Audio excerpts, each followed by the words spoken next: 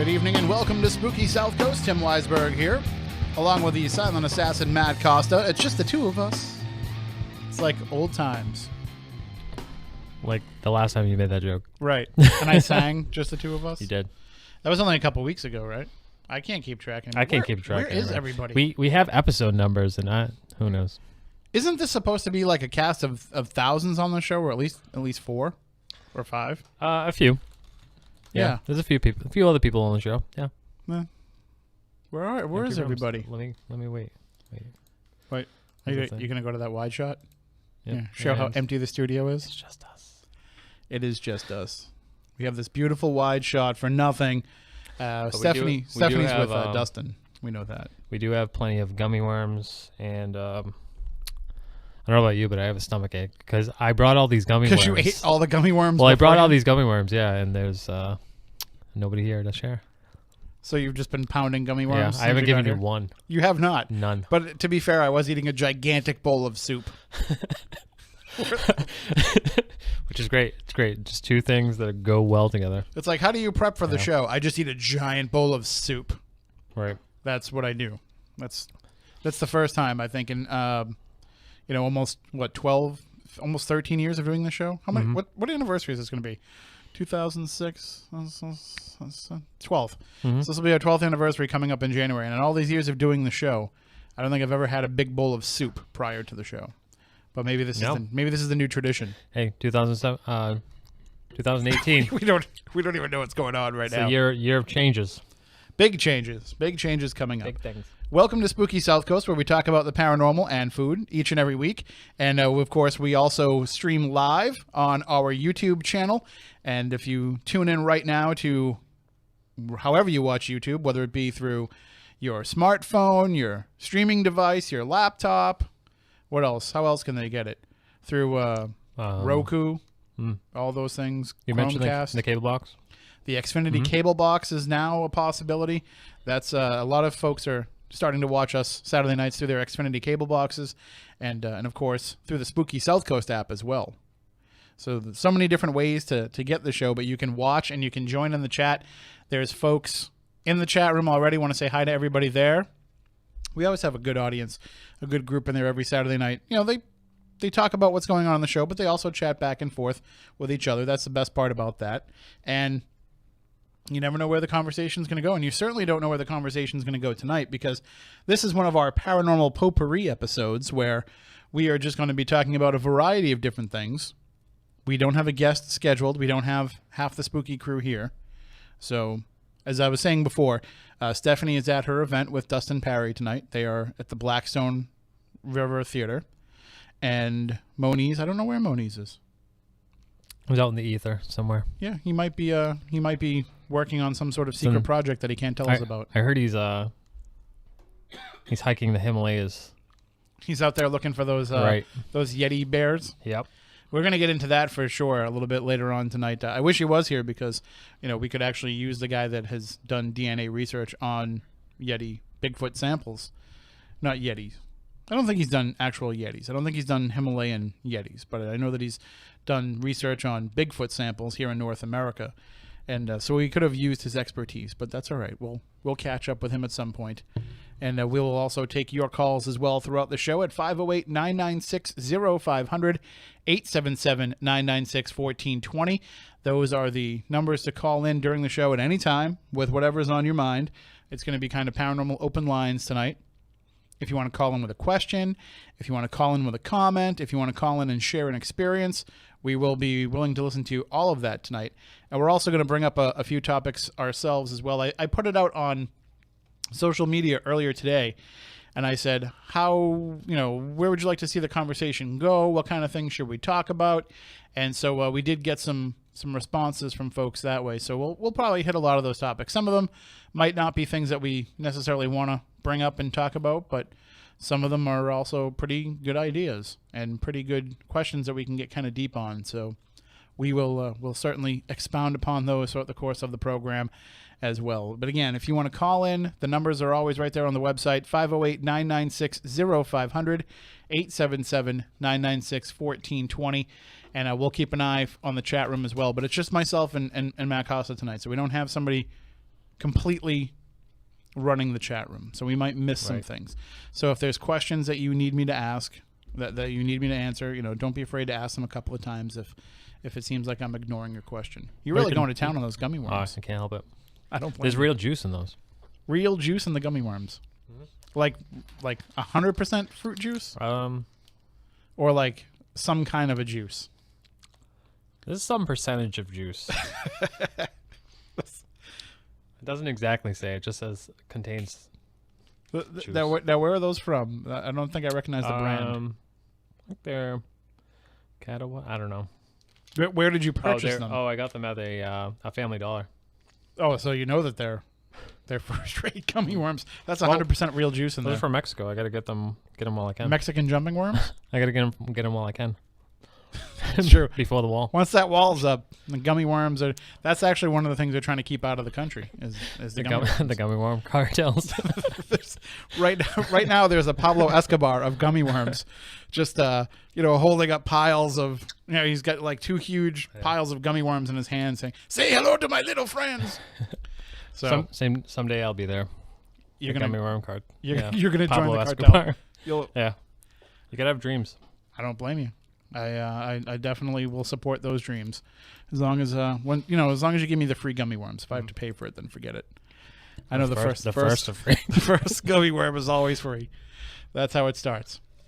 But we will cover a variety of topics. But one of the things that we've been remiss in doing here on the show, and that, I feel like we should probably take a few minutes now that we're not up against the clock with any kind of guest coming on or anything.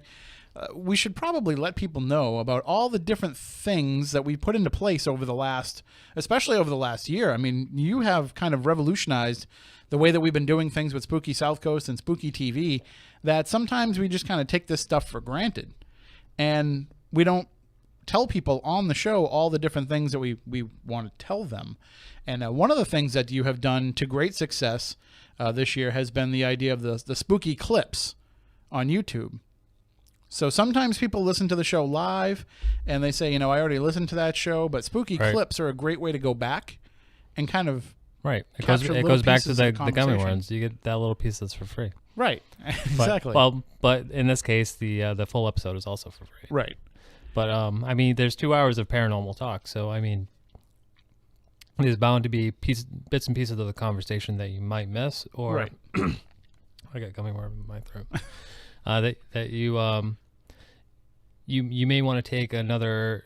You may like watch it again and see at it take it from a different angle. Or, sure. And when you're hearing it, like you're thinking in your head, your own thoughts and your own ideas and feelings on the topic. Mm-hmm. And this is a chance to kind of go back and say, well, wait a minute, let me listen to that again and see what that perspective was. But also these things work as great conversation starters. Mm-hmm. So like, all right, we're talking about it on the show tonight, and we go back and forth, and we might take some calls and we'll get some chat room comments, but you can take that little clip from your, you can take your idea to your Facebook, your Twitter, your social media, and share that little clip out and ask your own friends and followers what they think about the topic, and use that as a conversation starter. We're more than happy to help you start conversations as well. So those are highly shareable. That's the idea behind those clips, to share them and keep the discussion going all week long, so that even if you didn't get a chance to comment on it during the week or get your friends to listen in and comment on it on Saturday night, you can still keep it going during the week. And one of the other things with the YouTube stream and the YouTube channel that we have set up is that people can get automatic alerts for when we go live. Right. So if you're wondering, is Spooky South Coast on tonight? Am I missing something? How come when I go to the chat room I'm not seeing anything? When you sign up you have to subscribe to the channel on YouTube, which we hope that everybody does. And we're at 1.6 thousand followers right now on and YouTube. Also, it's if you're familiar with Facebook, YouTube kind of has a similar system where they have a bell as well, so you can turn that on and off. So whether if you don't want to get like the live notifications, but you just want to follow us on YouTube, you can do that.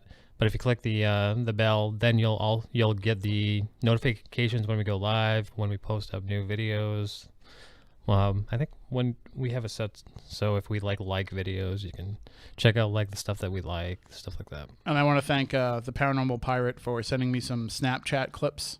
Oh, nice. While he's watching us on the live stream, he's got the little 3-dimensional cartoon characters. Like, oh, great. there's like a chipmunk dancing on my face. That's great. Yeah, so I'd put it up there on the thing, but who knows? I can't guarantee that messages won't come through my phone that we don't want to have on the screen. But yeah, so that's the great thing about it is you can get those alerts. Now, so we have 1.6 thousand subscribers on YouTube. We had 1,666 today. Oh, Yeah. creepy. So here's what I want for our anniversary and for Christmas. You know, we have Christmas coming up. We have, I think, has Hanukkah started already? I think Hanukkah started already. We have our anniversary coming up at the end of January. January 26th is our anniversary. By that point, I want us to have 2,000 subscribers on YouTube. Do you think we can hit that? I think we Do you can. think we can hit another, 340 something, 344 Yeah. between now and then? So if you're a fan of the show, go to YouTube, subscribe to the show, get those alerts. And also, if you sign up, you can get alerts from our website as well, too, from SpookySouthCoast.com for whenever we put up new events or whenever we have anything. I know that you share you put the posts up with the show. Right. Do you send out alerts for those too when you have a new post up? Right now I only do it for the new episode. Okay. So there you go. So you can sign up there as well. So this is a good way. It's kind of like whatever way you prefer. Some people like it, like the notifications on your on the website, because you get those notifications. Say you're a desktop user and you get those little flags that come up on your in your browser, or if you are a YouTube user and you prefer that way, you get that. If you want those notifications for Facebook, we're all over the place. Right. We try to put this out as many different ways as we can so that it's easily consumable. Like, we don't want you to have to go around and search. It's cool to have it if you all are, and I'll address, calm down, chat room. I'll address what's going on in there right now. But if, it's great to have everybody kind of filter into SpookySouthCoast.com, but we're realistic.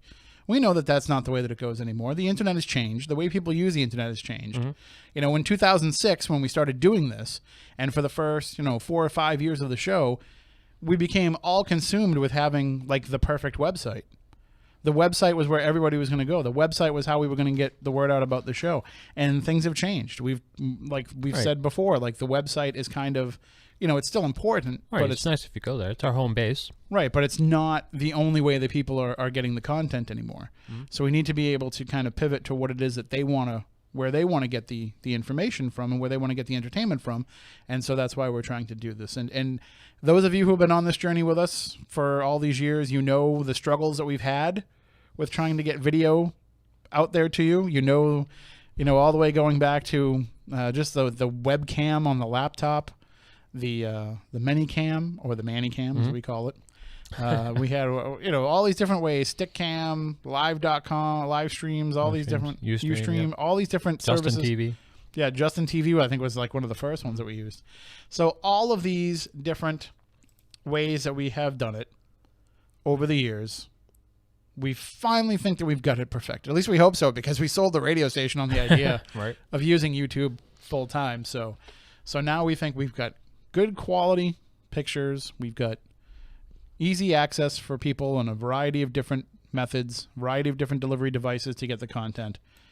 This is how we take over the world. So there's a conversation going on in the chat room, which they think that we're ignoring, but this is a radio show. This isn't a podcast, just a podcast. This isn't just a streaming show where we can just read questions from the chat room and that's it. Like, we got to be able to multitask here. But I am seeing the points that are being brought up, and the suggestion is that when people in the chat room have questions, that they write them out in all caps.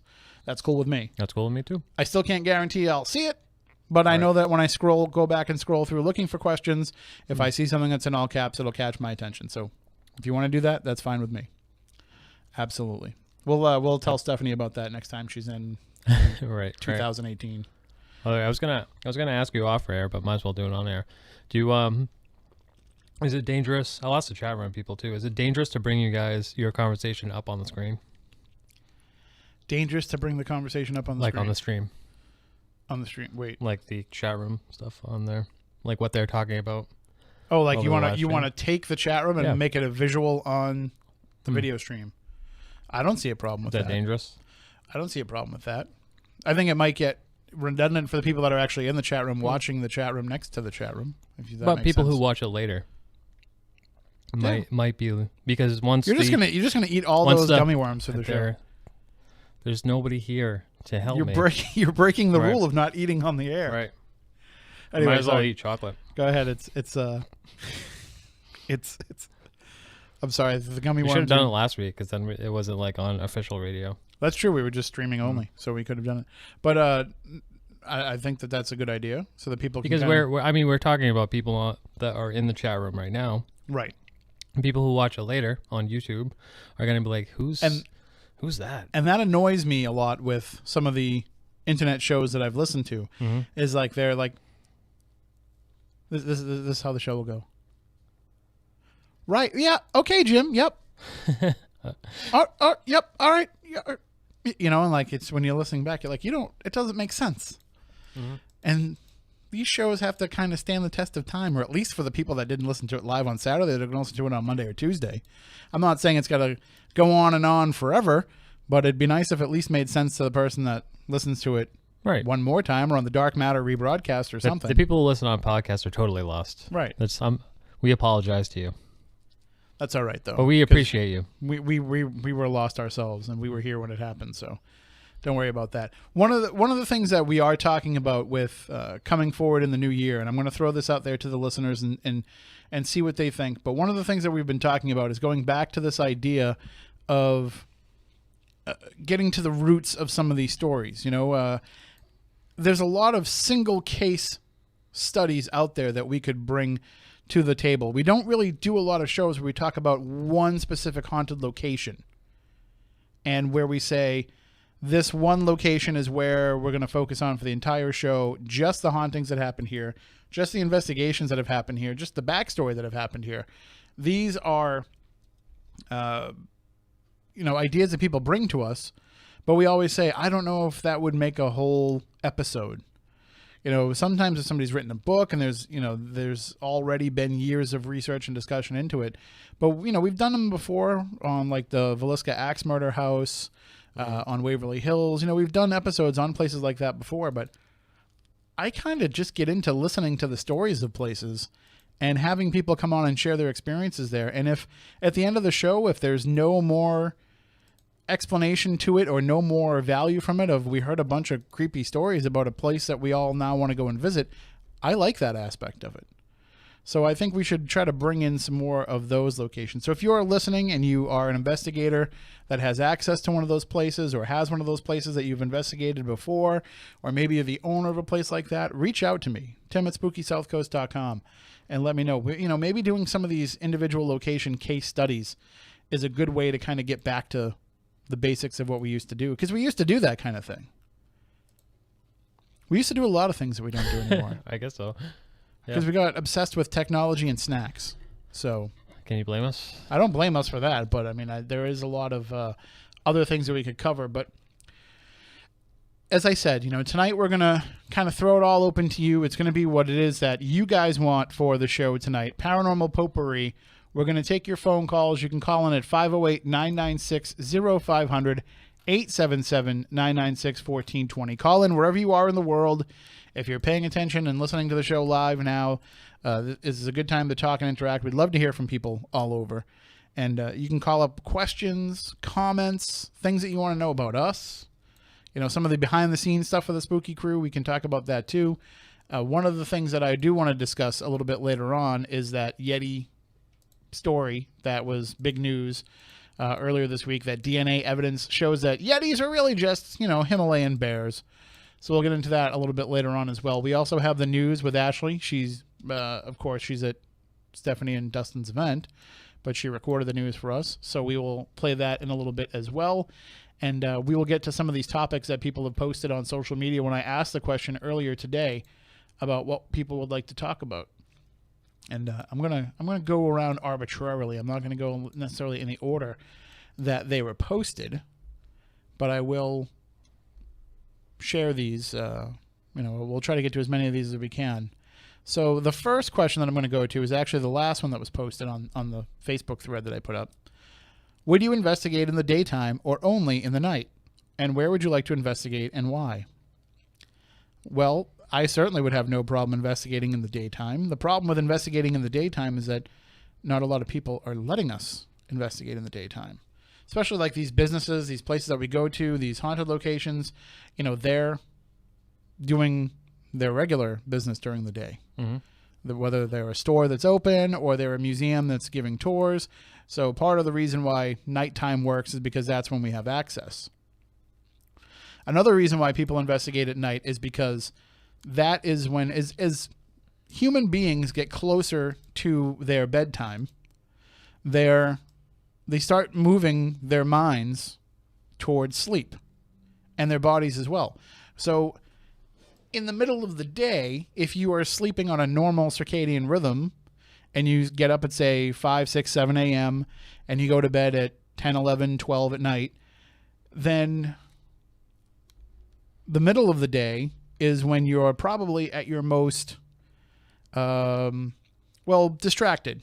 It's when you're at your most productive, but you're also going in a million different directions at once.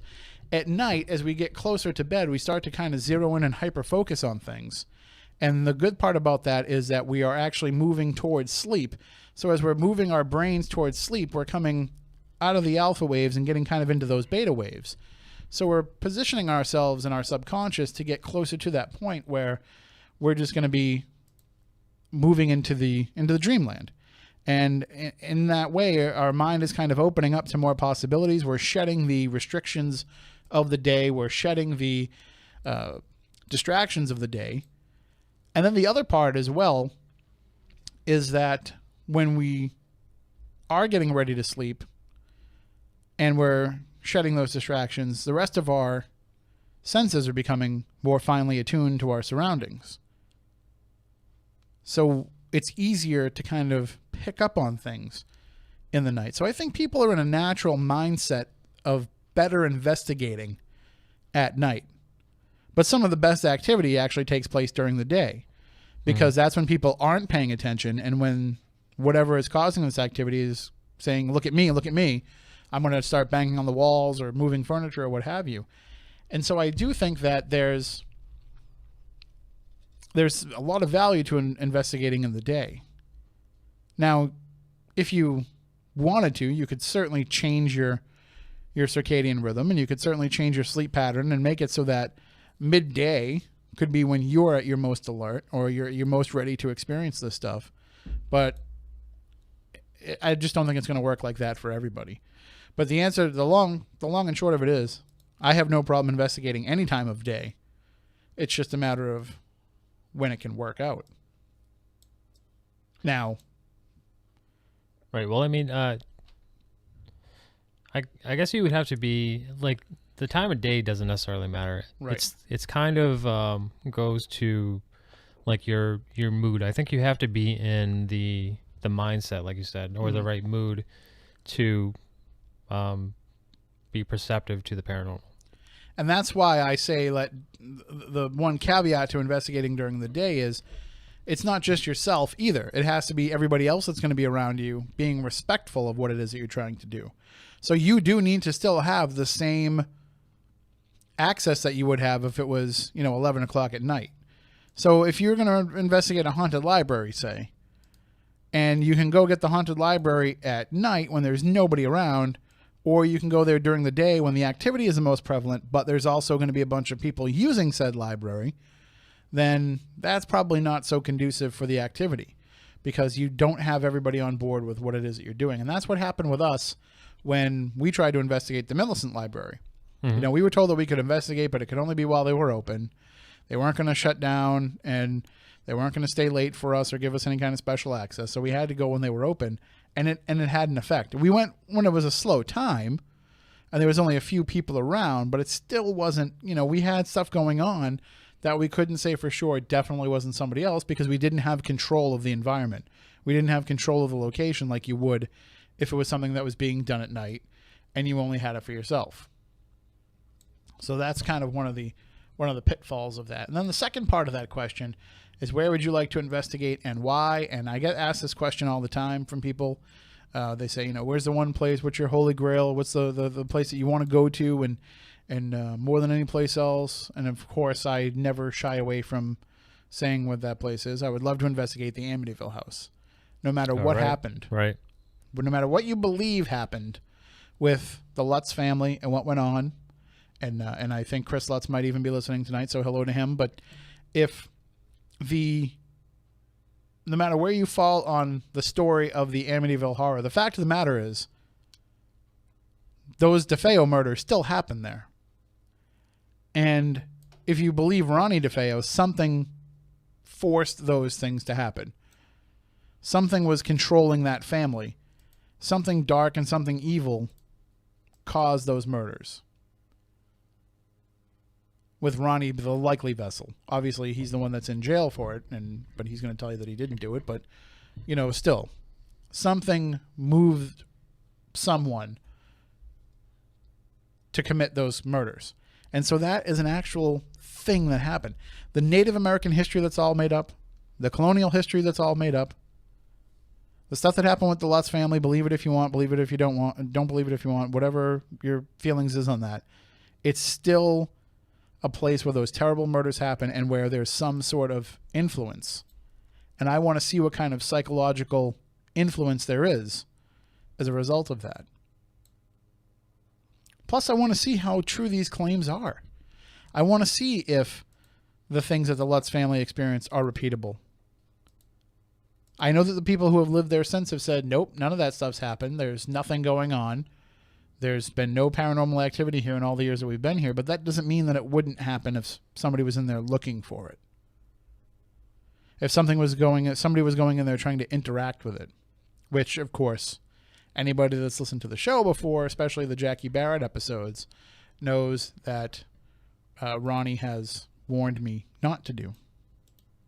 He said for me to not look into this because it is looking at me, which still creeps me out more than... I think that's the creepiest thing that has ever happened in the history of the show, is when Jackie Barrett said Ronnie DeFeo, the Amityville murderer, had a message for me. So, but that would be my place that I would want to investigate. I know with you, Matt, you like to travel. Right. You like to check out cool places. And for you, sometimes it's just about having access, not even about like actually investigating. Right. But just getting into places and seeing, like, breaking down the walls. Is there a place where you would love to go to? I think maybe Waverly Hills. That'd be a really cool place to go. I still can't believe in all these years that we haven't gone, you and I. I don't feel like it's that far away either. No, Kentucky? I mean, it kind of is, but it kind of isn't. I mean, it's on our coast. If we go to Kentucky and go to Waverly Hills, there's enough other things in the area that's not that far. Like, if we're going to go to Waverly Hills, there's about 5 other places that we could hit while we're there. So it's not like it would be a wasted trip for sure. Not that it would be just going to Waverly Hills, but I mean, there'd be plenty of other places to see. You know what is another place I'd like to check out is the Winchester Mystery House. Oh, yeah. Just because, get lost in that place? Yeah, I just want to go and explore it. Like, I don't even know if I necessarily want to. I mean, I would investigate it, of course, but I don't think that would have to be the only draw. Like, if I went out there for a vacation and I got to, like, just take the tour and wander around and I didn't get to investigate, I think I'd be fine with that. Just going out in there and experiencing it for myself. I'm trying to think of any other places that really... There's not a lot of places that are, like, on my extreme, like, bucket list of, like, I have to get there and check it out. But there's a lot of places that I say I would love to go there and check it out. Well, I think I would probably want to go to, like, all the big big mysterious places. The like the prisons, the asylums. No, like I mean Stonehenge, like Easter Island, the weird spots. Right. Yeah. The 7 Wonders.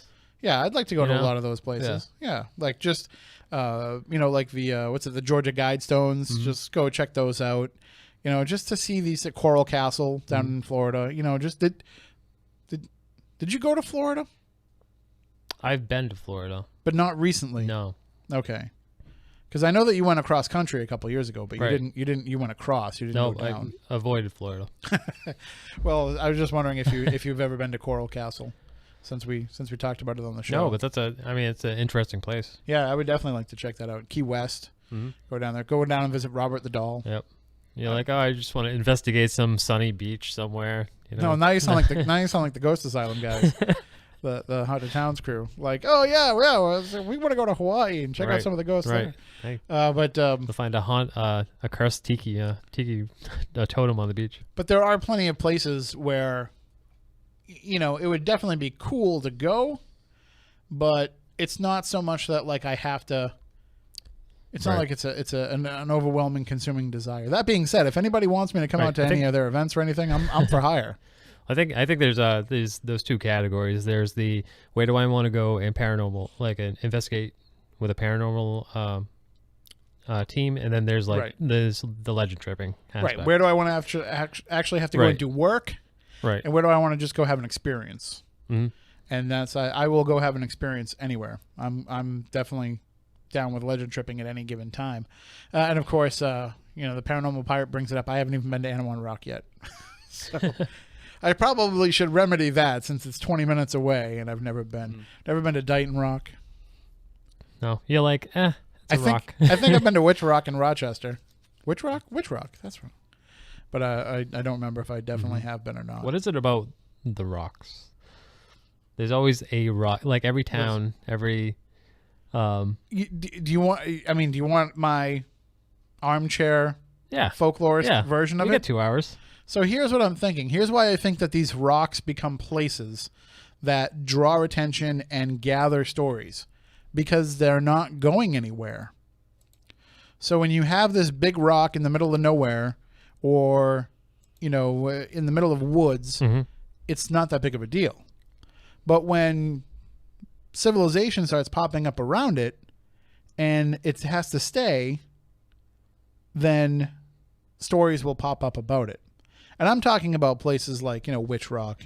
Look, just for an example, I hate to use this example on the radio because I feel uncouth doing it, but in Wareham, Cremisa, have you heard of Jeannie's Rock? No.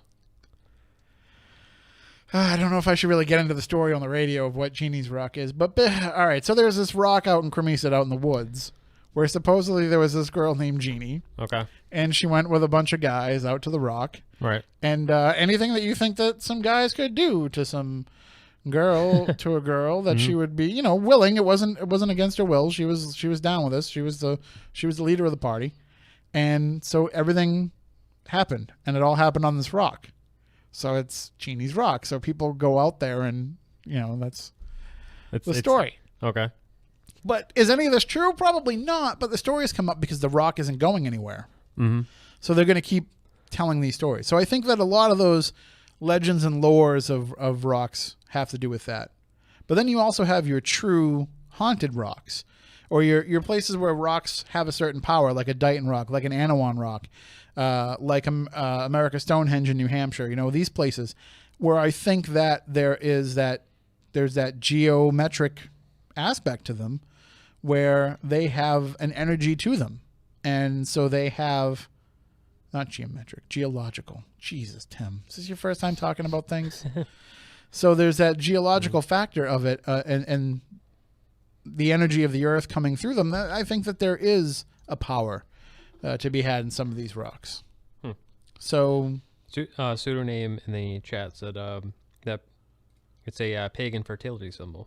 Oh, absolutely. Which I don't think I think that's the first time I've heard that. Well, I think Jeannie's Rock was pretty fertile, at least. I can't believe we've never heard that story. No. Wow. No. I mean, I'm a Warehamite too. I could take you out and show you where it is. Hey now. I didn't say we could use it.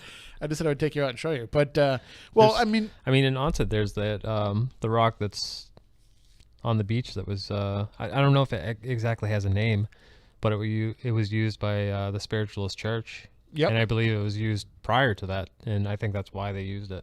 And we went to sermons and things. We went to last year. We were in Bridgewater for our event that we did there, and we were investigating War Memorial Park, and they had Pulpit Rock, where the where the Reverend Keith gave his sermons. The So they're just kind of like they're just like the monuments that no one had to build. Yeah, it's basically. it was like a gathering point. I know, because I mean, well, partly too, they're probably they're landmarks. So I mean, people remember those, and to remember those, a good way to remember a landmark is to come up with a story for it. Now, when you were living, you lived in Marion for a while, Mm-hmm. and when you were living there, did you ever go to the Rock there, to Minister's Rock? Yeah, my house was right there. Yeah, you were right there. Yeah. So I mean, I assume like taking the dog out and stuff. I didn't actually go to the Rock, but I did go to the cemetery that was next to it. So I mean, that's one of those places where that's. I think the Rock was in somebody's backyard, or something. I know something you can. like that. I know you can get to it. I know. I know you can walk out to it if you want to. But that's just one of those things where it's a place where people gathered, and so it became one of those marking points. So I do think that there's a lot of rocks that just get things attached to them, get stories attached to them, but there's also a reason why. Not just for the fact that they're good marking points. Are most of these rocks like kind of located or situated near water? Is that like, I'm not is sure. that a theme? Just throwing stuff out there. I'm not sure. One of the theories is that, we should have had David Couchford on. I know he is the rock guy. He's the rock of rocks. But there's one theory, and I don't know enough about ley lines to really look into it. But there's one theory that a lot of these mythical rocks are actually on the same ley lines, and that these ley lines are running through the rocks. So that could be part of it. I don't know. I find rocks fascinating. Like these, like I don't. It doesn't even matter. Like if they have a story attached to them. Like when I see a big rock, I just think that it's cool. I mean, remember when we were driving to Hartford and we saw a turtle rock? Yeah, we just like ran out and took. Was it a turtle or a frog or something? Frog or something? Yeah, frog rock. Yeah, yeah. We were like, we gotta stop. Gotta take a picture. Gotta stop. Also, we were new to Instagram at the time, so we were like, yeah, this is perfect for Instagram. We gotta up our game. But yeah, so there's a lot of rocks like that, a lot of things like that. Let's take a look at some of the other questions that popped up here on my... I know this is fascinating radio to listen as I go through my Facebook. But again, if you want to call in, 508-996-0500, 877-996-1420.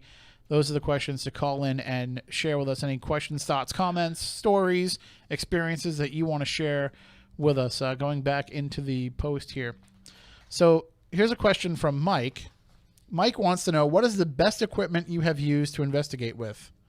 And this is where we kind of have to have the little caveat of using, our little disclaimer where the best equipment that you can bring on an investigation is yourself.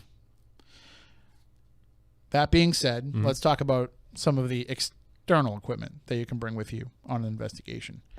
I think that really, the simpler that you can keep it, the better. The more convoluted stuff that you have to set up and learn to use and all that stuff, I think while it might look cool, I think it can also lead to a lot of misinterpretation. I know that you're not a big equipment guy. Like when stuff happens with the equipments, you're like, okay, but it's not enough to convince you. Right. I mean, I like gadgets and gizmos and things like that. Well, of course. Stuff that lights up. But it's not. You don't look at it as great evidence, right? I mean, if you compare it to like something like a car, where the more gadgets and gizmos that you have on a car, the more things that are going to go wrong with it. It's a kind of the same thing in the paranormal. The more gadgets and gizmos that you have, the more false evidence that you could accumulate. So might as well. I mean, if you don't necessarily care about capturing that evidence to prove to the world that ghosts are real or prove whatever theories that you want to prove, then just go with your gut. And well, I take my gut with me on every investigation. That's why we always have snacks. But the thing that I've noticed over the years, and we talk about it at all of our events, is that people get so engrossed with the equipment that they bring, because they kind of want to justify the money that they've spent on it. You're going to go out and spend hundreds of dollars for all of this stuff. And so you're going to want to take it on every investigation, and then you're going to want to make sure that you use it. And then you're going to wonder why. Well, I'm having an experience, but nothing's showing up on my $400 device that I just bought. And I think that that's doing a disservice to the activity, because maybe the activity isn't enough to register on those. Maybe it's not meant to register on those. Maybe it purposely knows what it can affect and what it can't. Mm-hmm. We don't know that. So I think that to get fully invested in the equipment is a bad idea, because you're losing that personal connection to the experience, which is what it is all about. And I think that there has to be that human side of experiencing it for it to actually happen. It can't just be a blip or a bloop on a device and that's it. Right. I mean, if you're focusing too much on the lights on your K2 meter, you're gonna miss the full blown apparition that's behind you. Absolutely, and we've seen that happen where people have been staring down at their equipment and missing what's right in front of their face. There's a ghost looking too. What are you looking at? Right. Exactly. But with that being said, some of the devices that I have to have with me on an investigation, I mean, I always bring my phone with me because I have it everywhere that I go. And I will use my phone recorder if I want to record EVPs. Just throw it into airplane mode so you don't get any stray signals, and turn that recorder on. And I say this to everybody on an investigation. They want to know, what recorder should I buy? How much money should I spend on a good recorder? Listen, use the one that's in your phone, because if you have a phone that's relatively new, you've got a better recorder in that phone than you can go out and buy off the shelf at Walmart. Mm-hmm. Now, I'm not saying it's as good as the high-end, the Zooms and all those things that people go out and buy, these really high-end recorders. Some of those Sony ones that we've seen, those are obviously going to be much higher quality. But in terms of what are you going to buy to go out and record EVPs, your phone is damn good, right, for that. And one of the things, I have the Galaxy S8, and one of the things that I've noticed is that spatially, the way that it plays back the audio now, it's almost like it's surround sound.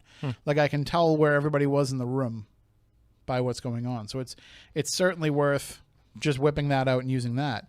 In terms of cameras, I use the camera that's in my phone. I don't bring an external camera with me anymore, because it's just another piece of equipment to lug around, another pair of batteries that could drain. Right.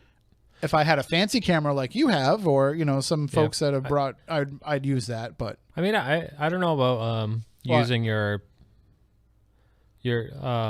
phone as a paranormal camera, just because of just the size of it and everything. Even though the phone cameras take amazing pictures now, they still have such a small sensor that you need quite a bit of light for it to capture everything. So you might get some false positives in your phone. It's a good compared to a good higher end camera that has a very large sensor. Good point. One of the other things that I always bring with me is, I will bring a K2 meter with me, because it's the simplest way to just check an EMF fluctuation. Is it precise? No. Is it as good as a Mel meter? I mean, as good as a tri-field meter? No. But it's something that will just at least let me know if there's some kind of a fluctuation, and if there's something that's actually giving me the fluctuation. So I can actually follow the path with a K2 meter and say, okay, all right, here's an alarm wire. This is what's doing. You might want to take the chat down before. Yeah, it's too late. It already went. That's fine. So there's, Sup. Huh? Sup. Yeah, what's up? That's all we can say. So there's, people just think they can say anything in Trump's America. So there's that aspect of it, is, you can use it as kind of like a debunking tool, kind of like as a discovery tool to see exactly what it is that's going on. So it's definitely worth having that as well. I can't tell you that there's one go-to thing that I use to have some sort of an interaction, because none of these devices are made just for that. They're made for other purposes that we're just applying to ghosts. Right.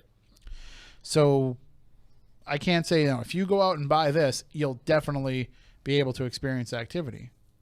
I will say that the big three to have is definitely, some sort of recorder, some sort of camera, and some sort of light source, because you're walking around in the dark. Yeah. Right. So you want a flashlight, but you could also use that for investigating as well. You want to have something to record the audio and to record at least pictures and hopefully video as well. But that's just to document the experience of what it is that you're doing too. It's not just about finding anomalies. It's about having a record of what went on during that investigation so that when you're going back and thinking about, hey, what happened? What was this? You can go back and look at that and say, okay, well, that's where I banged into the wall and didn't realize it. Right. Because that happens to me all the time, especially fumbling around in the dark. So there's certainly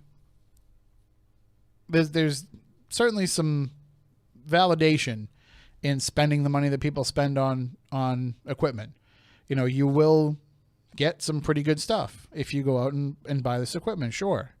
But I also think that it's not a necessity to have all this stuff if you do want to go out there and do this stuff. Just the most important thing to do is, no matter what equipment you are using, know how it works. Know what kind of false positives it can give you, like Matt was saying. Know what kind of things can happen, and know what kind of light reflections can happen. Know what kind of internal noise, you know, your phone might make. Know that if you don't have it in airplane mode and you get and it's not just you, by the way, that has to be in airplane mode. It has to be everybody around you. Because if somebody else gets a text while you're using your phone to record, you might get some sort of a noise or a vibration in there that gets picked up. So it's important to have all of this stuff kind of work together and go together. At least it's not as bad as it used to be. Remember how much our cell phones used to set off everything we were using? Oh, right. Like if we got a text during the show, like we'd get that noise in our ears. And like, we don't get that stuff anymore. So even here, before when we had the old video set up, if someone had their phone too close to the wires, if they got a text, it would go over the stream. Right.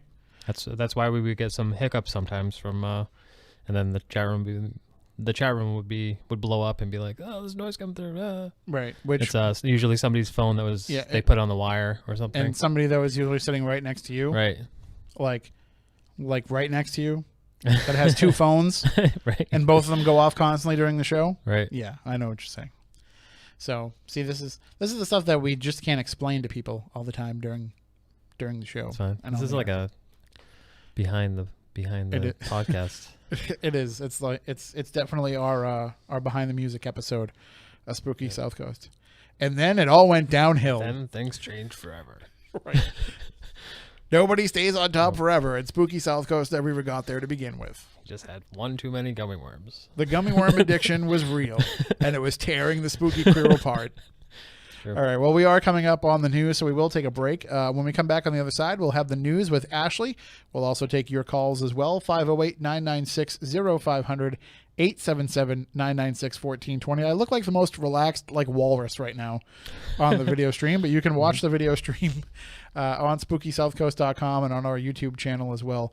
We'll have a lot more fun coming up in the second hour as well. I'm going to try to get my hands on some of those gummy worms as well, now that my soup is... All right. Well, I will try to distract Matt long enough to get some of those gummy worms. When we come back, we'll have some more paranormal discussion coming along on the other side as well. So stay tuned for more Spooky South Coast coming your way in just a bit.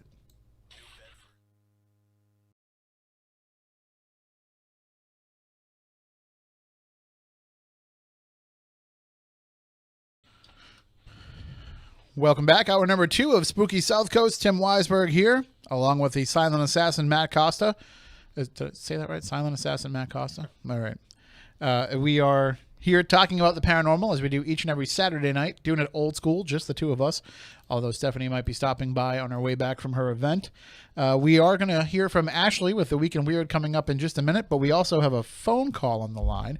And if you would like to call in during the show, 508-996-0500, 877-996-1420, whether you are listening to the show on WBSM or if you are watching us on Spooky TV at SpookySouthCoast.com, on the Spooky South Coast app, or wherever you can access our YouTube channel. No matter how you are consuming the show, the best way to interact with us is by calling in 508-996-0500. Good evening. You're on Spooky South Coast. How are you?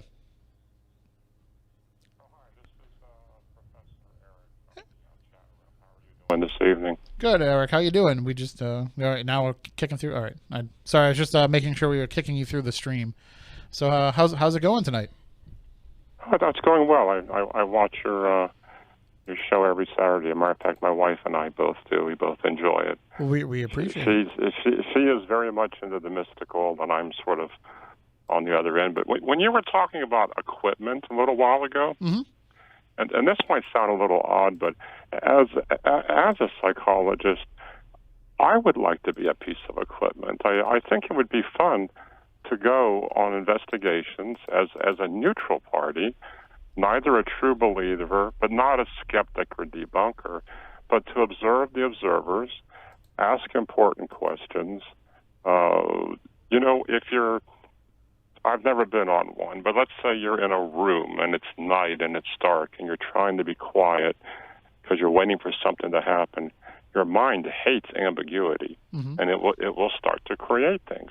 So, if something happens, it could be paranormal, but someone should also say, okay, could something else account for this?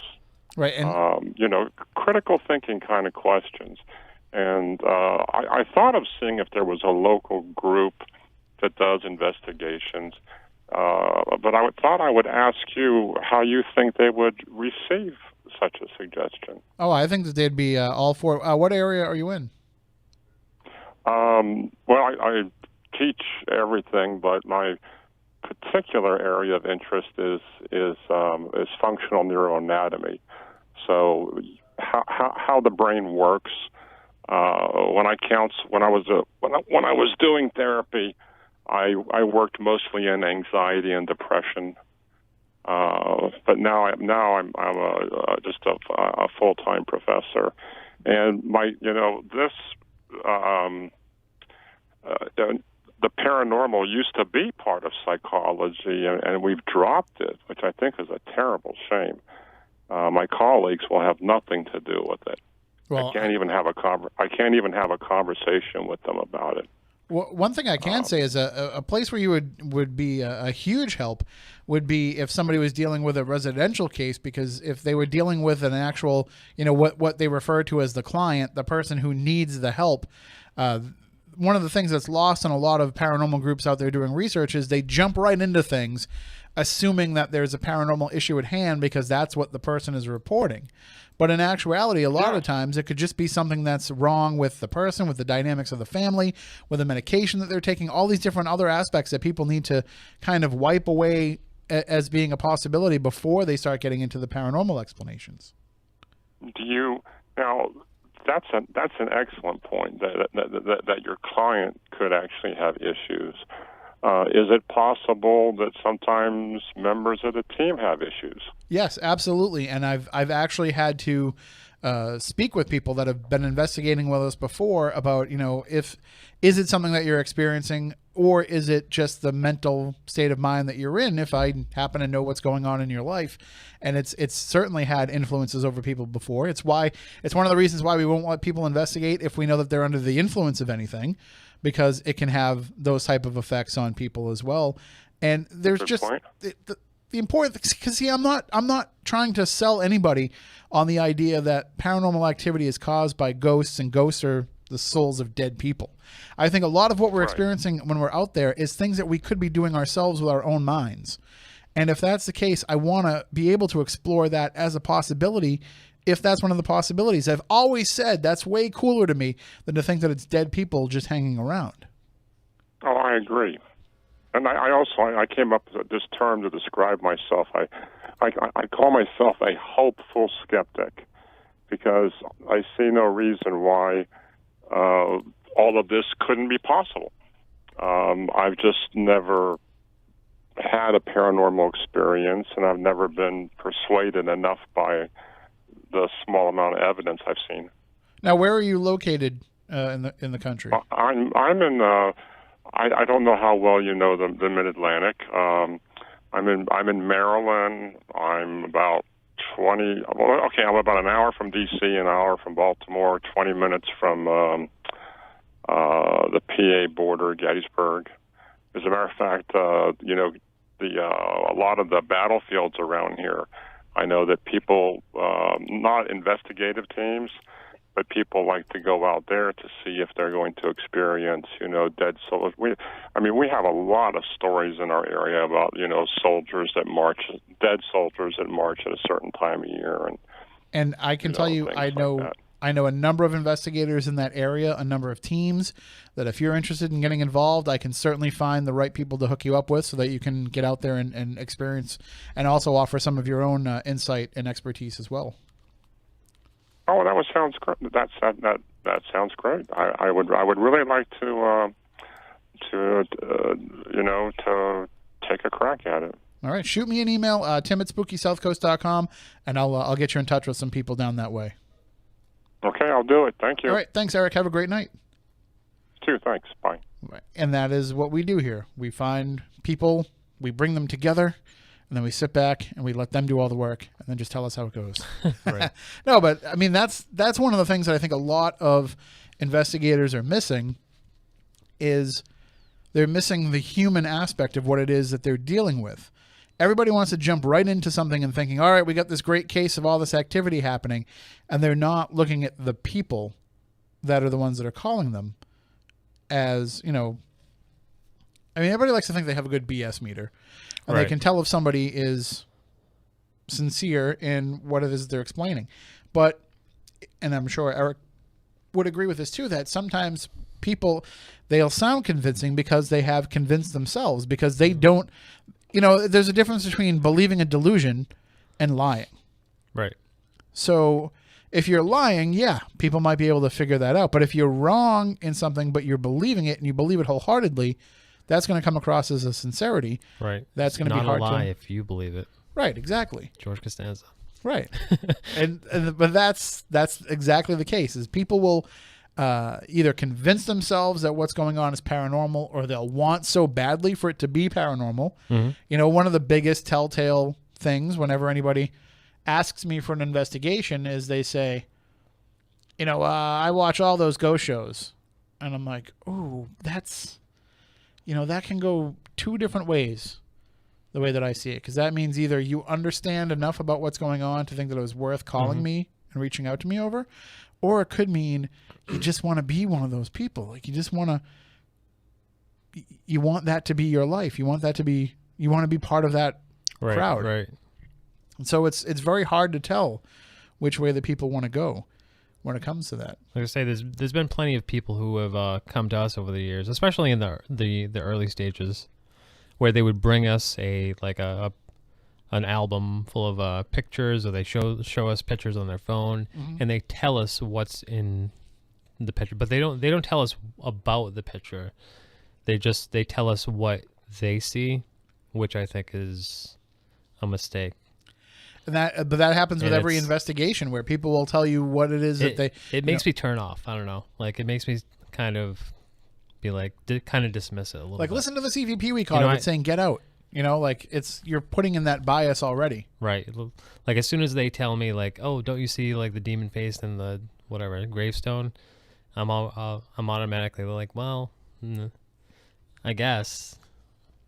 And it's very easy to hear something. I mean, I see it, but like, I don't know if I would have seen it if you didn't tell me. Right. But it's also easy to, like, how it is, like when you see something or hear something, you can't unsee it or unhear it. Mm-hmm. Like the other day, I forget what it was, but we were in the newsroom, Taylor and I, and we were like Megan Fox's thumb. Megan Fox's thumb is probably the most paranormal thing in the world. But we were in the newsroom working, and Taylor was cutting up some audio with an interview. Mm-hmm. And there was a phrase where the person who was in the interview was saying something like, they gave me a key, they gave me the keys. And I forget what it was that I was hearing, but I heard it as a certain way. And then once I said it, like, out loud, I was like, it sounds like he's saying this. We couldn't hear anything but that. Right. Even though we knew he was saying they gave me the keys. Mm-hmm. So it gets in your head. Yeah. Once it's in your head, there's just going to be that bias automatically then. So that can happen for sure. That would be great to actually have a psychologist on staff. I don't know on an investigation. I don't know if you were there, but were you at the Fearing Tavern the night we did the investigation? And Mike Brody was there, the comedian from Minnesota, and it was Jeff, and I think myself and Moniz and Andy, and I think I might have. Sarah was with us, And Might not have been in the same house as you. well, Sarah was. Well, this was just the Fearing Tavern. We weren't doing the other buildings. Prior, Yeah, maybe I wasn't there then. This was just an investigation, and so we had a woman with us who was a psychiatrist or psychologist, one of the two, and had never been on an investigation before, and so that opened up a whole new avenue for us as experiences were happening. We could turn to her and say, are we wrong? Like, what are some of the other possibilities this could be? Because it just gives you another resource to be able to figure out, okay, even if everybody's, how it goes in a paranormal investigation. Did you hear that? Yeah, I heard it. What did it sound like to you? It sounded like somebody yelling, "Get out." All right, what did it sound like to you? I thought I heard "Get out" too.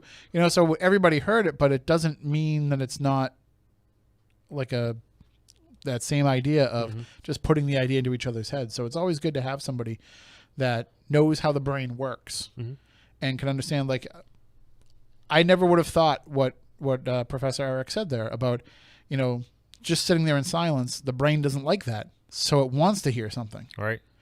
Like, I always thought that if I was dead silent and I heard something, then it had to have been something because I'm purposely trying to be dead silent.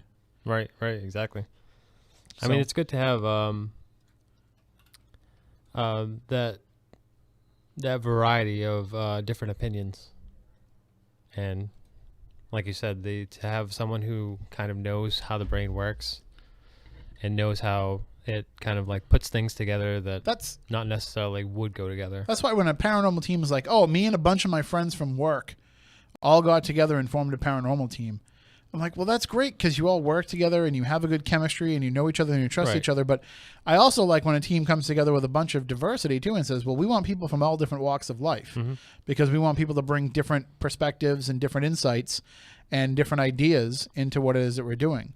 So it goes both ways. Well, I think it comes down to kind of what you're in it for as far as paranormal investigation is concerned. Like, are you out there just to legend trip and have a good time and kind of investigate with your friends, or are you out there to do some serious research?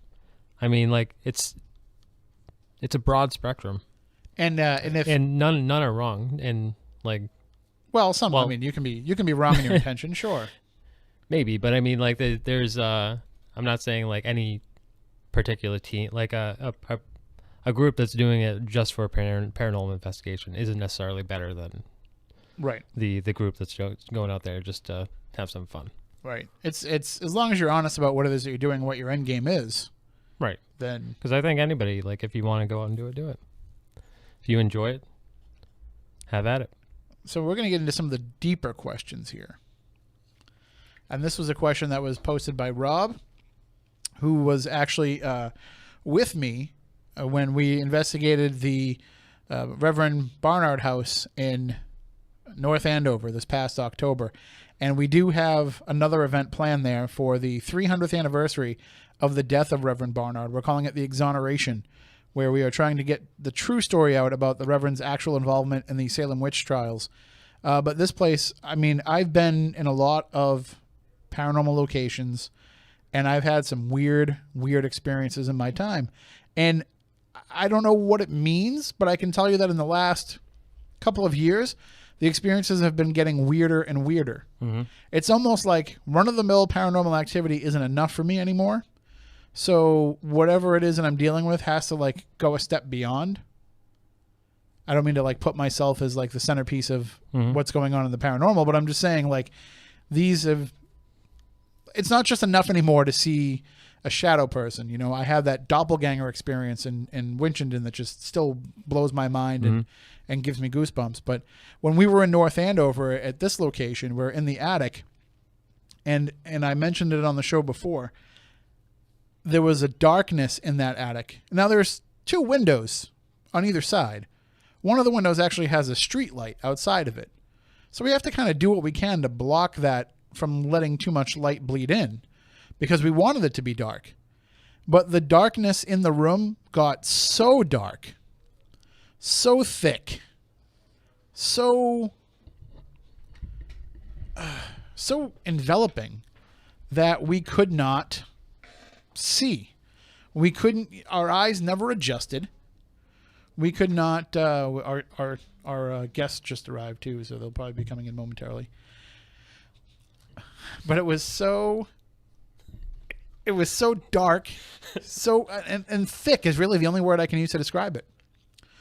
Because it was palpable, this darkness. That even after a few moments of sitting in the dark, your eyes adjust and you can see your hand right in front of your face. If you're going to have your hand like directly in front of your face, eventually your eyes adjust enough that you can see it. That never happened. Really?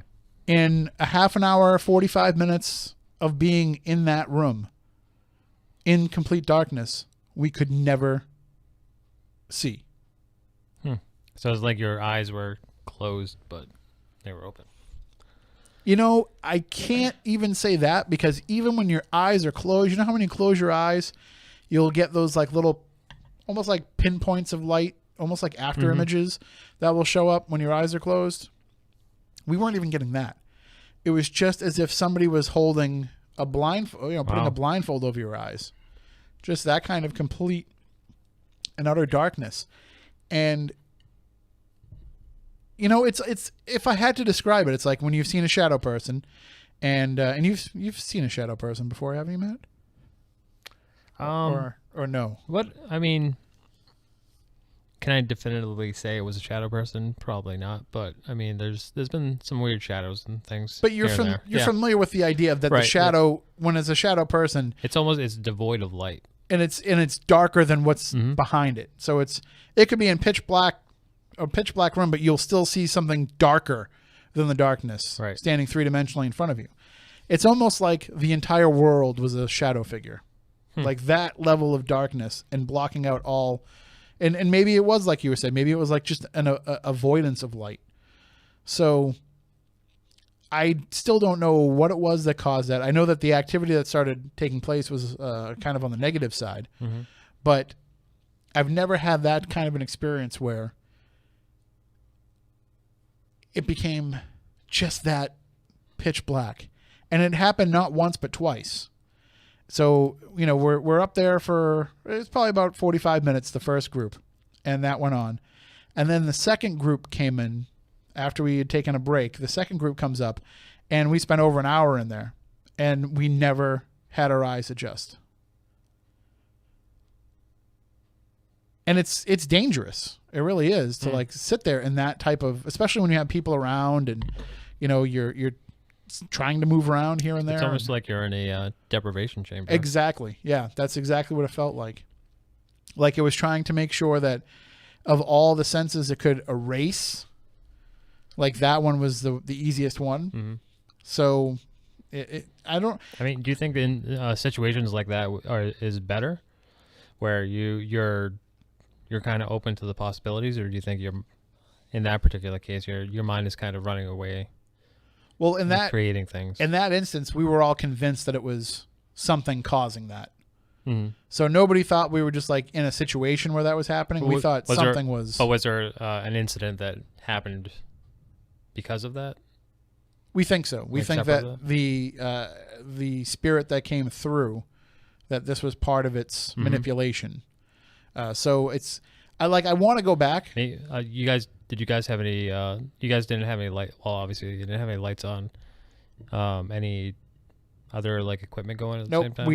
When I do this, I turn off the devices. I mean, throwing a wild theory out there. Maybe, we did turn stuff on as we went on. Well, as the night went on. Maybe because, like that, because an entity needs energy to manifest itself. It was absorbing whatever light energy that was around. That could very well be. Just kind of. That's a great theory. Making it totally dark. That's a great theory. We did pull out some devices. I was running Echovox on my phone, but I closed the flap on my phone so that there wouldn't be any light, so that nobody would catch anything from that. So we did have a few light sources that we turned on here and there, but it was definitely making it darker than it needed to be. So that could absolutely be what was happening, is that it was taking just that light energy as one of the energy sources. And it got pretty pretty rough, especially with some of the women that were in the room. So we'll be going back next October, and I'm friendly now with the guy who lives there, the caretaker. And I'm going to ask him, like, one of these nights in the off season, like, dude, can I just come by and go up into that attic and just see if it happens again? And because it was that mind blowing to have that experience. Professor Eric in the chat room. I'm not sure if it was a question or if he's yelling, but he asked if it was frightening for you. It was unnerving. It was absolutely unnerving for everybody in the room. Nobody was really scared. Nobody was really terrified.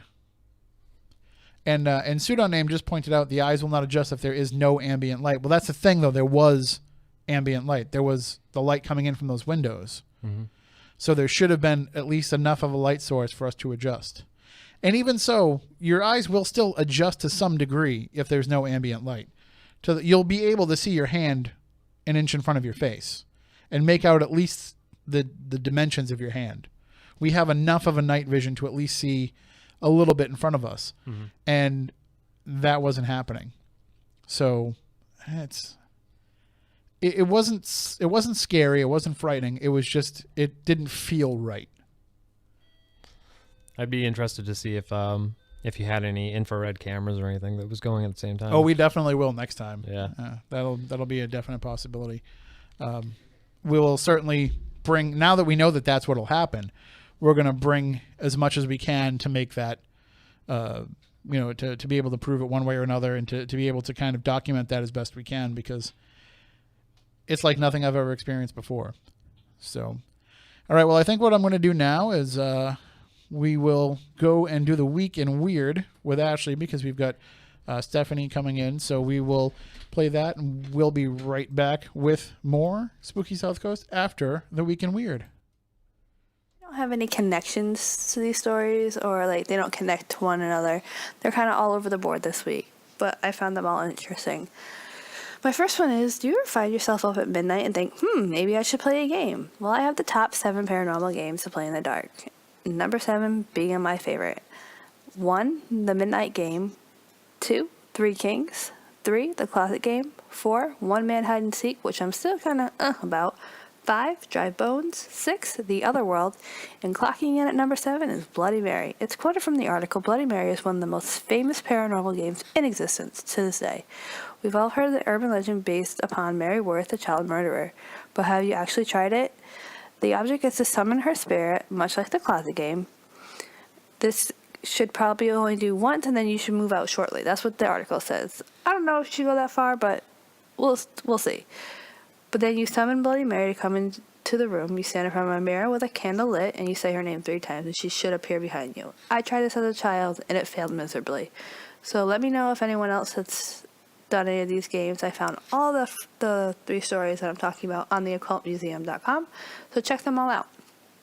My second one being 25 people share the scariest stories from their hometowns. I love hearing about urban legends or hometown stories, so when I came across this article, I couldn't pass it up.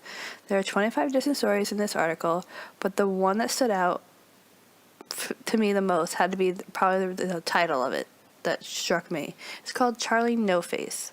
Raymond Ray Robinson was a severely disfigured man who lived for years in Pennsylvania and walked the streets at nighttime. Robinson was severely burned in an electrical accident as a child, and he could not go out in public in fear and creating panic. So he went for long walks at nighttime, and local tourists would drive along the road to hope to see him and meet him. They called him the Green Man. But they also called him Charlie No Face. And this tale passed on for generation after generation after generation, and to find out that there might not even be a Charlie No Face. So I guess it's up to them to figure it out, but I don't know. It's just kind of an awe to me.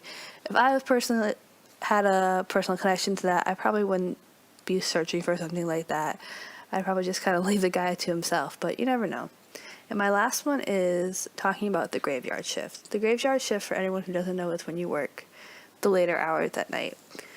Working the latest shift possible is never the best. Sometimes you're beyond tired, you're working super hard, but sometimes you get hit with something that makes you rub your eyes twice and check again. One of the stories I found is called The Midnight Calls. It starts off with, I'm a nurse that worked in a psychiatric hospital for 5 years. The place was haunted as, well, you fill in the blank. I'm not going to repeat the curse word. Police would call us in the middle of the night saying some little girl who identified herself as Santana was calling 911 from a certain extension in the hospital. But that extension was the arts and crafts room. No one would go in there at night. No one had access to that at nighttime. I assure you that there's obviously something in there, and 911 gets a call a lot, and it's not by us. There are a lot of other stories on this article that you should check them out, and they're all great. And while you're done doing that, go head over to our YouTube page and give us a follow. Follow us on Twitter, Instagram, and Facebook to stay up to date with Spooky South Coast. All right, that was Ashley Turner with The Week in Weird, and look at that. We go and do the news, and we come back, and there's 2 more people in the studio. We have Stephanie's here now, and she's eating, and Porter's here now, and he's eating. So they're just waving. That's all right. We have cameras, so they can see that way as well. And of course, if anybody else wants to call in with any questions, 508-996-0500. We do have a caller on the line, so we'll go to that call. Good evening. You're on Spooky South Coast. Hi, gentlemen.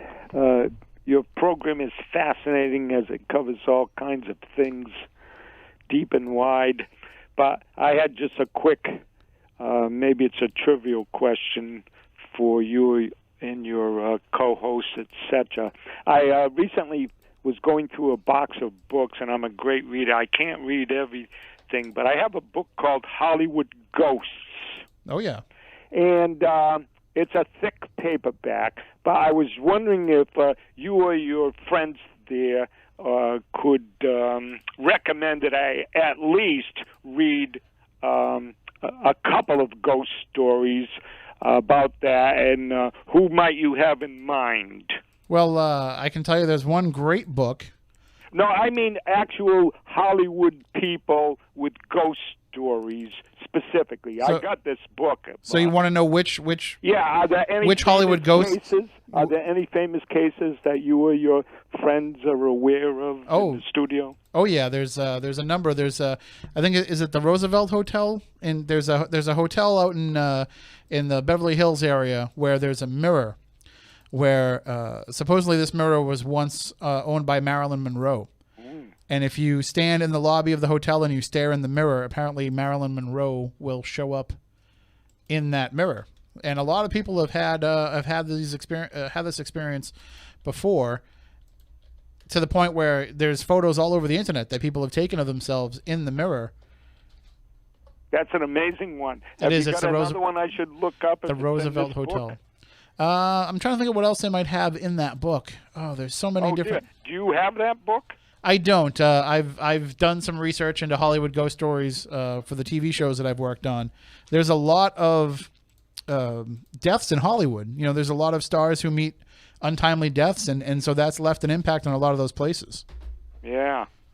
Well, I'll check out that one about Marilyn Monroe for sure. I mean, if I ever looked in a mirror and Marilyn Monroe showed up in the mirror, I'd be pretty happy about that. But some people get really freaked out by it. So.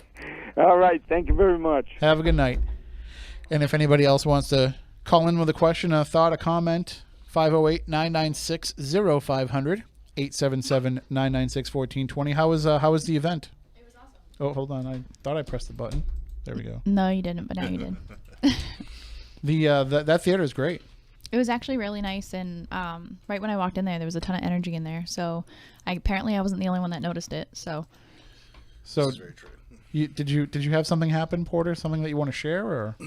Yeah, sure, I can share it. You know, the one thing, I just lost my ears, so I can't hear myself now. I think she rolled over your cord. I did not. She keeps trying to cut my cord. The deal is here.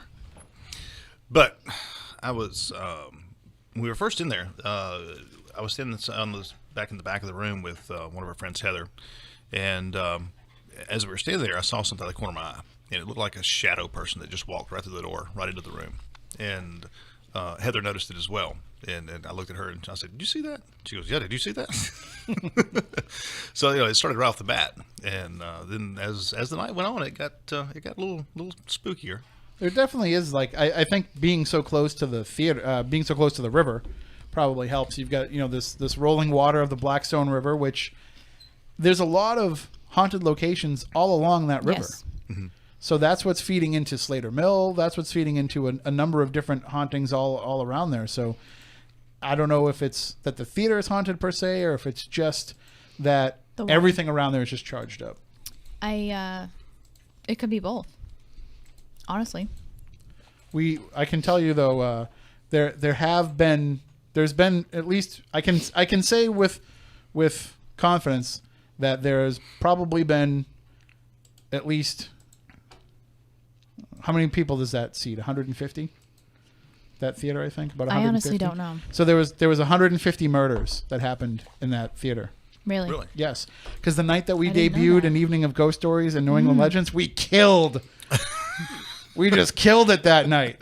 You are so corny. Killed everybody. So there was an awful lot of setup for that joke, but no, but that's just a great place, and certainly going into it with, what your event was all about, it's going Right. to put out nice, good, positive vibes.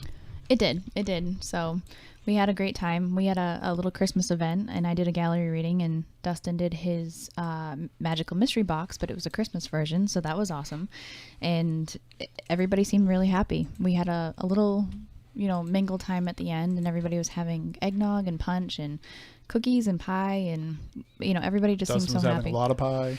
Yeah, I did make him stop and buy his own pie because I wasn't sure what pie to get because I don't eat pie as often as he does. He eats pie more than anybody I know. Right. But he works it off, so Right. it doesn't have the negative effect like it does on me. One of the good things too about holiday time is that if loved ones are wanting to kind of reach out to us, this Right. is a good time of year to do it, because a lot Right. of us are getting together, so we're all in one place, and it's a good place for if anybody wants to come back and visit. Everybody's kind Now's of all the time. gathered together, yeah. Right, and it's a tough time for grief around the holidays too, with people worrying about, whether it's missing their past loved ones or finances or anything like that weigh on us heavily in this season. It's a great time to connect with a past loved one and, have that validation and that reassurance that they are around, they are watching over us, they are guiding us, and they do love us. And just a little bit of a note for that last caller. Mama Cheryl messages and says that Montgomery Clift also plays the bugle at the Roosevelt Hotel.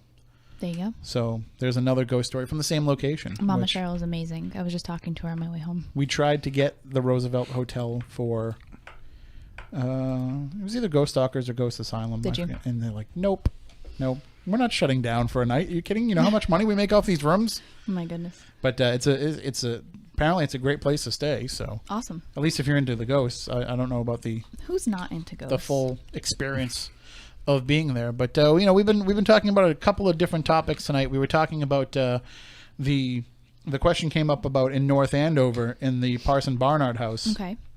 About that darkness that had enveloped us and was just insane. And one of the questions that popped up in the chat room was what the walls were made out of, and it's just a pure wood attic. Mm-hmm. So it's not like there was anything there that would have kind of made it darker than it would have seemed. But we do have a new thing that we started tonight, Stephanie, that you should be aware of. Okay, talk to me. That apparently when people ask a question now in the chat room, Yep. they're going to ask the question in all caps.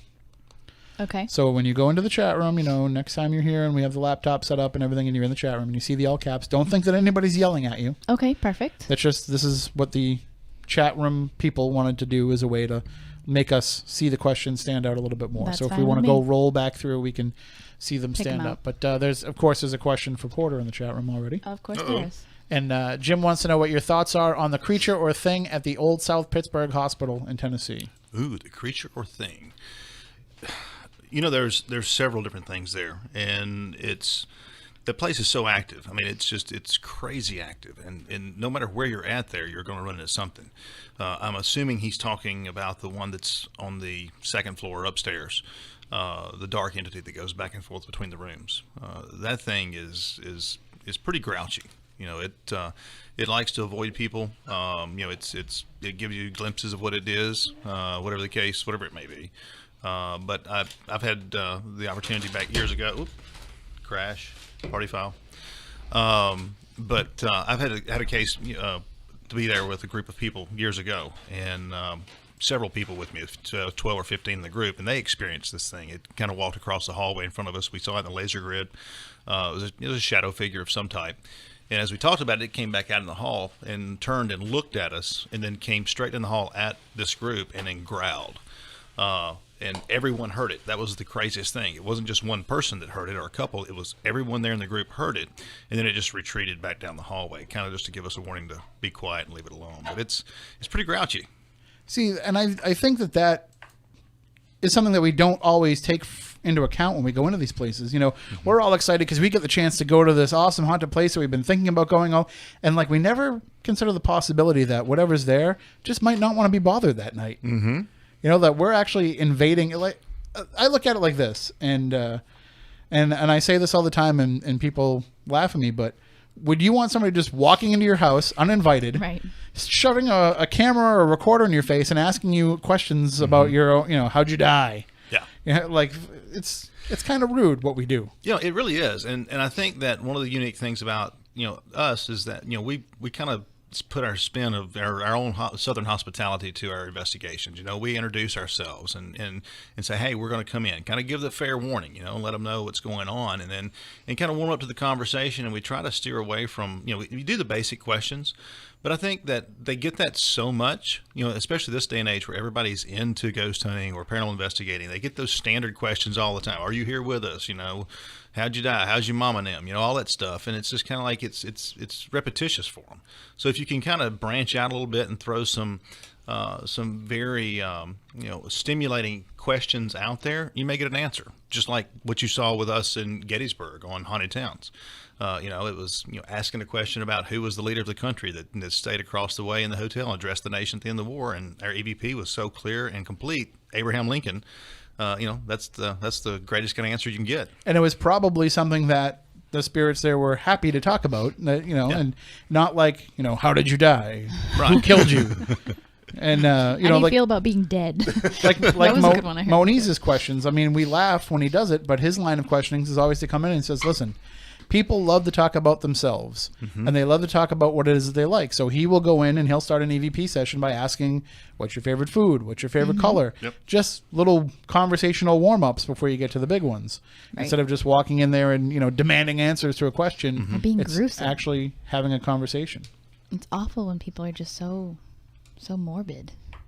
Yeah. Well, but in some cases, the other side of that coin is if they only have so much energy to be able to communicate with us, let's get right into it. Let's not pussyfoot around and just jump right into the hard stuff. Yeah. So, I mean, I look at it like this too, because being a journalist, if I'm going out to the scene of a crime, the first thing that I'm going to go up and ask somebody when I stick the microphone in their face isn't, what'd you have for lunch today? It's tell me what happened. Tell me what you saw. Tell me how this affected you. So in some ways there's that aspect too, if you're going to get the emotional response as well. So there's certainly different ways of looking at it. Chrissy says she missed me tonight. Yep. So. Yep, I got to hang out with her and Miranda. That's one. One person? One person that missed me. I missed you, Tim. Thank you. There's two. He forced me to come here because he missed you so much. It's nice to be missed. I just thought it's because you got him going with the Wendy's now every time he comes up here. That was not my idea. That was actually not me. We got him hooked on the... Are there Wendy's down in Tennessee? Yes. Okay. He had a bad experience tonight. With Wendy's? No. With me. I was going to say, not yet. You just started. Give him an hour or so, then... She kind of zapped me over there, though, at the event. I didn't zap you. I don't know what you did, but it made me sick. I was headache, shaking, and arms tingling, sick at my stomach, and all kinds of stuff going on. Did you go to the hospital? That sounds serious. Sounds like where I need to be. Yeah. That sounds like it's a little bit beyond psychic. It was kind of crazy. I've explained to him over the course of the past 6 months what it's like when I do readings. And, I mean, probably in depth. We talked about this a lot because we talk a lot about, how you feel when you're ghost hunting or all these different things. And I explained to him what the physical feeling is like when you're about to start doing something like that. But a gallery reading, it's even more because you're inviting everything into the room at one time and you have to deal with it. So I told him he had to go and hide in the back so that way he didn't distract me. I didn't read him, anything like that, which I do with, like, Heather did the same thing. She was off and hidden. And, you know, because you've been in that theater, like, they set up all the chairs in the front toward the stage, and then you have that big space in the back. And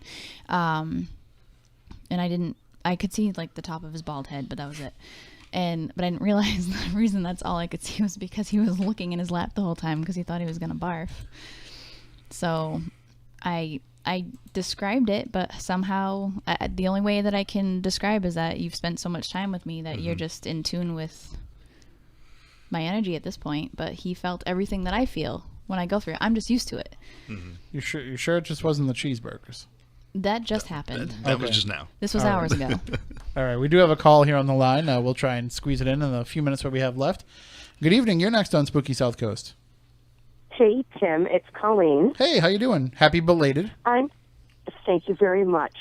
I was listening to the show last week, and you and Erica seemed to be wondering about a couple of things that were in place at the Borden house, and I was hoping maybe I could use this opportunity to clear them up for you. Is that okay? Absolutely. You just have to remind me of what it is that I was questioning, because I don't remember yesterday, let alone last week. Of course I will. So one of the things that you guys were talking about was why John Morris may have been sleeping in the guest room just that one time where he had always slept upstairs on the third floor. And one of the things that I have generally thought about it, especially giving all those tours in the house, that third floor room that's near Bridget's room didn't have a window in it. Ah. And so my thought has always been, it had been pretty hot that week. I mean, not scorching like right, a but lot it's still of people August, will have you believe, but in the 80s. And that downstairs guest room has windows on two separate walls. It would have picked up any breezes a lot more readily. Mm-hmm. It's a good point. Thanks. And also, it's a little weird. It's a little weird when you leave him alone upstairs with the maid, too, isn't it? It's kind of funky. Yeah, it is. But, you know, and this is purely hearsay rumor. You know, there's always been a little bit of a theory that maybe there was a thing with Bridget and John Morris. I've never been one to believe it. But, it would be another reason why he might have slept up in that room. Mm-hmm. And they did always keep a metal bed up in that little tiny room. Okay. See, like I said, I was thinking, 21st century, all I was thinking was bathroom. Never even dawned on me that there would have been a room there. Right. And the other thing that you and Erica were discussing, and I feel really bad because when I gave her tour of the house when she was researching the book, I didn't mention, like I normally would, what all the bathrooms in the house had been before, in 1892. And so I forgot to mention that the bathroom on the second floor was the clothes press. Okay. And that's where, that's where Lizzie and Emma kept their stuff. One last thing. You guys were talking about Bridget. And Bridget, maybe saying to Mrs. Borden, I kind of know stuff. You go up and make some bed up there. Mm-hmm. Lizzie and Emma took care of their own rooms on the second floor. Mrs. Borden actually always had taken care of the guest room and hers and Andrew's rooms. They didn't want Bridget up on the second floor for privacy reasons. So her duties were predominantly confined to the first floor. That makes sense. That's true. So she would have had her own back staircase and never even have to really interact with them at all. Absolutely. Well. Absolutely. And I think that part of, a big part of that telling is that Lizzie and Emma never bothered to learn her real name. Right. That's very telling that they wouldn't have wanted her association on that second floor at all. That helps huge. And I'll also be thinking about that the next time that I go as well. I'll be like, right. Cool. I'll know not to try to, invite her down to the second floor. Like, yeah, they don't want you here. All right. All right. Thank you so much for the info. Thanks, Tim. Have a good Bye-bye. night. And yeah, so that's definitely helps with last week's episode. And if you haven't checked it out, I know Matt put the video up. I still have to put the audio up, but we'll get that up there this week. We're a little lagging behind. Matt just nodding at me. So, but the video's up. The video's up. The video is up. Yep. Okay. All right. So we'll make sure we get the audio up as well. We got about a minute left here. We're going to be on. We'll be on for the next couple of weeks. I know you've got one of these weeks. Don't you have a holiday party coming up? Or Next week. Okay. So. But I'll be back after that. And we'll be here. We'll be doing holiday specials and all that stuff. And we'll even do. We haven't done prediction episodes before. No. Like, it's not like you have to come in here and actually do psychic lifting. Oh, okay. It's like bogus predictions that we just make. Okay. We're like, oh, this is the year. They're gonna find Bigfoot this year. Stuff like that. Just goofy stuff. This sounds fun. Yeah, we do like paranormal year in review, like what happened in the last year and what we think will happen in the next year. We also talk about things that we're going to do with the show and that we never do. Yeah, right. that's no. I'm making. You that's to also do it fun. This year. Yeah, but it's fun that this is to just say we're going to do stuff and not do it. This is what we call the New Year's resolution portion of Spooky South Coast, where we come up with all these ideas and then never carry out any of them. Ooh, I may have to call in for that one. Although this year we have the chat room to remind us every week to do it. Hold you accountable. That's true. And now that Matt's found a way to put it on screen, it's even worse. We won't be able to escape it. All right, that does it for this week's show. For Matt, for Stephanie, for Porter, I'm Tim. We want you all to stay spooktacular.